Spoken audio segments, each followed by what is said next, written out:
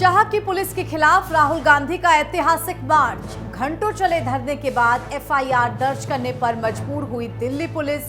बर्बरता बेनकाब। छात्र के शरीर में धंसे 200 से ज्यादा छर्रे और आंख की रोशनी जाने का खतरा। ऊपर के आदेश का बहाना बनाकर एफआईआर से भागती दिखी खाकी। सड़कों पर उतरे विपक्ष के कड़े तेवरों से झुका गृह मंत्रालय। एफआईआर दर्ज होने से खुली पुलिसिया दमन की पोल। जनता मांग रही है जवाब। नमस्कार, आप देखना शुरू कर चुके हैं हेडलाइंस फोकस न्यूज। आपके साथ मैं हूं ऐश्वर्या।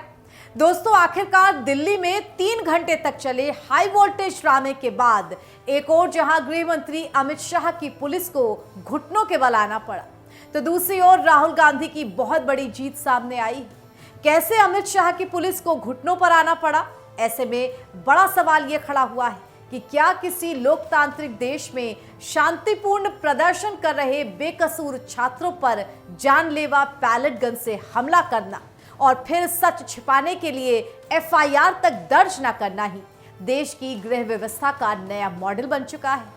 कि आप देश के नागरिकों को न्याय मांगने और एक मामूली एफआईआर दर्ज कराने के लिए भी संसद मार्ग थाने की सड़कों पर धरने पर बैठना पड़ेगा। दोस्तों, दिल्ली में शुक्रवार को एक ऐसा अभूतपूर्व और ऐतिहासिक हाई वोल्टेज पॉलिटिकल ड्रामा देखने को मिला, जिसने केंद्रीय गृह मंत्रालय और अमित शाह की मातहत काम करने वाली दिल्ली पुलिस की तानाशाही, असंवेदनशीलता और पुलिसिया सिस्टम का घिनौना चेहरा पूरे देश के सामने बेनकाब करके रख दिया। संसद मार्ग थाने के बाहर घंटों चले भारी विरोध प्रदर्शन, कांग्रेस कार्यकर्ताओं के भारी हुजूम और विपक्ष के नेता राहुल गांधी के चट्टान जैसे कड़े और अडिग रुख के आगे आखिरकार दिल्ली पुलिस को घुटने टेकने ही पड़े। 20 जुलाई को जंतर मंतर पर प्रदर्शन के दौरान बर्बरता का शिकार हुए छात्र साहिल लोबच की तहरीर पर पुलिस को आखिरकार अज्ञात के खिलाफ मामला दर्ज करने पर मजबूर होना पड़ा। राहुल गांधी जब खुद पीड़ित छात्र साहिल और उसकी रोती बिलखती मां को लेकर के थाने पहुंचे तो अधिकारियों के पसीने छूट गए।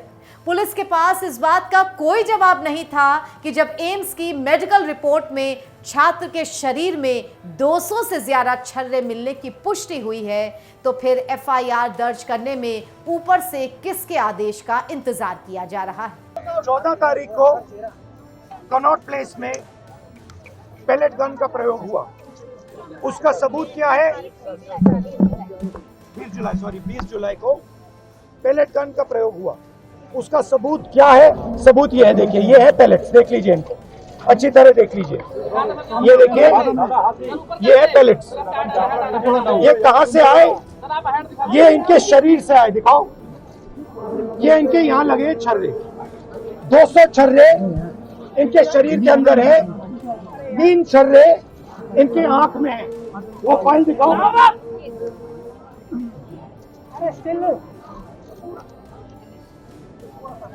ये है एम्स की रिपोर्ट, लेडी हार्डन की रिपोर्ट, जिसमें साफ लिखा है कि इनको एम्स की एरी, जिसमें साफ लिखा है कि इनके शरीर में 200 से ज्यादा छर्रे हैं। आंख में 3 छर्रे हैं। आंख इनकी खो गई है। उस आंख से वो नहीं देख पाएंगे। और इनके दिल के पास, बिल्कुल दिल के पास छर्रे हैं जो छुए नहीं जा सकते हैं। दिल्ली पुलिस ने कहा कि हमने छर्रे नहीं चलाए। तो एक ही सवाल है, अगर आपने नहीं चलाए तो किसी ने तो ये छर्रे चलाए होंगे। शायद किसी और ने इन पर छर्रे चला दिए, और अगर किसी और ने नहीं चलाए तो पता नहीं, शायद इन्होंने ही छर्रे चला दिए होंगे। मगर क्राइम तो हुआ है, क्योंकि इनके शरीर में छर्रे हैं। हम सिर्फ ये कह रहे हैं कि एफआईआर दर्ज कीजिए, एफआईआर दर्ज कीजिए। हिंदुस्तान का एक युवा है, उनकी मम्मी यहाँ पे ज्योति खड़ी है, उनके पिता दीपक है, साहिल है ये, और हम सिर्फ ये कह रहे हैं कि प्लीज एफआईआर दर्ज कीजिए। अंदर से हमें बताया जा रहा है कि देखिए, ऊपर से ऑर्डर आया, एफआईआर नहीं हो सकता है। सिंपल सी बात है, जब तक एफआईआर नहीं होगा तब तक हम यहाँ से नहीं हिलने वाले हैं। इस पूरे घटनाक्रम की खौफनाक हकीकत सुनकर किसी का भी कलेजा कांप उठेगा। 20 जुलाई को छात्रों के एक शांतिपूर्ण प्रदर्शन पर पुलिस की तरफ से चलाई गई पैलेट गन से साहिल लोचव नाम का एक छात्र गंभीर रूप से जख्मी हुआ था। एम्स की रिपोर्ट के मुताबिक साहिल के शरीर में 200 से अधिक लोहे के छर्रे धंसे हुए थे। इनमें से 3 छर्रे उसकी आंख में लगे थे, जिससे उसने देखने की ताकत को हमेशा हमेशा के लिए जाने का खतरा पैदा कर दिया था, जबकि कई छर्रे सीधे उसके दिल के करीब धंसे हुए थे। पीड़ित छात्र के वकील और परिवार का सीधा आरोप है कि वो 14 अगस्त से थाने के चक्कर काट रहे हैं, लेकिन एसएचओ ने साफ कर दिया है कि ऊपर से सख्त मनाही है, इसलिए केस दर्ज नहीं हो पाएगा।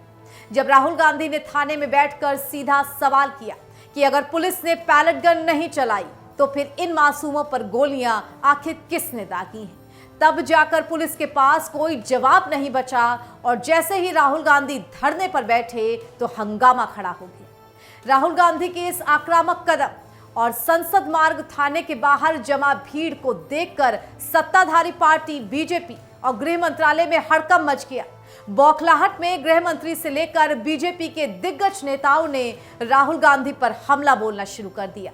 केंद्रीय मंत्री जेपी नड्डा और रविशंकर प्रसाद ने इसे राहुल गांधी का पब्लिसिटी स्टंट और मीडिया अटेंशन पाने का एक ड्रामा करार देने की नाकाम कोशिश भी की।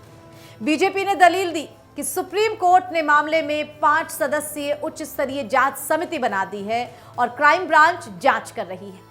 लेकिन सवाल उठता है कि क्या सुप्रीम कोर्ट की जांच का बहाना बनाकर किसी नागरिक को एफआईआर दर्ज कराने के उसके मौलिक अधिकार से वंचित किया जा सकता है क्या?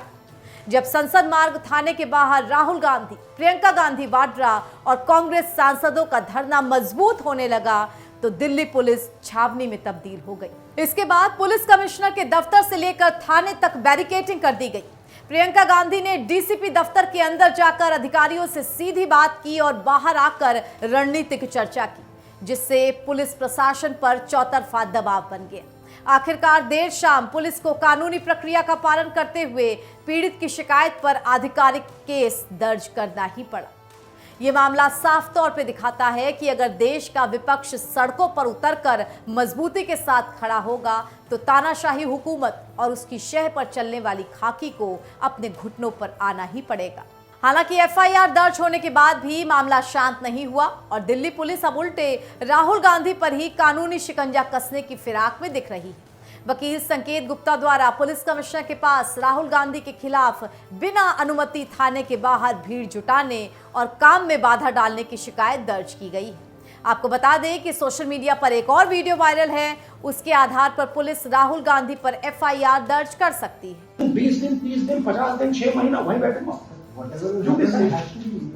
It's legal. He's requesting an FIR. Sir, already submitted. No. He is requesting an individual FIR for this bullet, for the pellet injury. Okay, भैया, very simple. You are not doing it. Sir, Okay.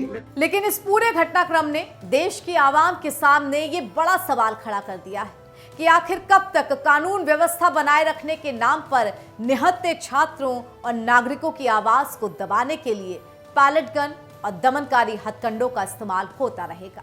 Amit Shah की police के इस तानाशाही रवैये और राहुल गांधी के इस ऐतिहासिक धरने ने पूरा देश का ध्यान अपनी ओर खींचा है।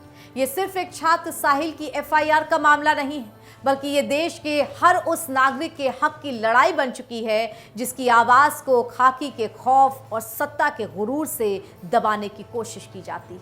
अब देखना यह होगा कि क्या सुप्रीम कोर्ट की निगरानी में नई एफआईआर के बाद उन गुनहगार पुलिस अफसरों पर कार्रवाई होगी जिन्होंने बेकसूर छात्रों पर पैलेट गन चलाने के आदेश दिए थे, या फिर यह मामला भी जांच की फाइलों में ही दब कर रह जाएगा।